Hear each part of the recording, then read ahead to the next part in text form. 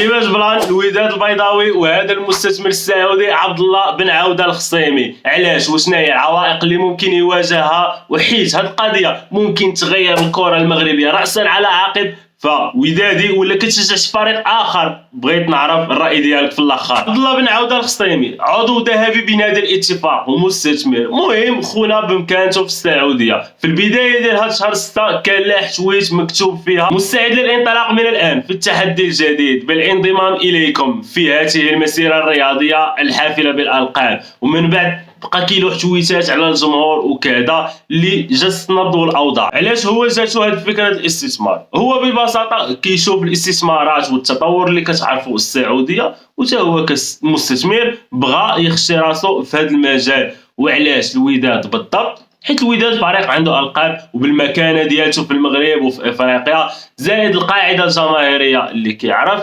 يعني مداخل كثيره وبيئه جذابه للمستشارين. ايضا التحديات اللي ممكن يلقى هو عارفها، بان المغرب كمغاربه حساسين شويه من انه يجي شي اجنبي يشري شي ارض ولا شي حاجه بحال هكا من قيمه نادي الوداد. فهو كيتمنى تكون ليونه بما ان العالم متجه في هذه القضيه والاستثمار في كل شيء. هذا الشيء كامل من جهته من طرف واحد حتى الان، من طرف الوداد باقي ما كاين والو، بما ان مازال ما وقع حتى شي اتصال بينه وبين الناصري بالنظر لجدول المباريات المهمه اللي عند الوداد.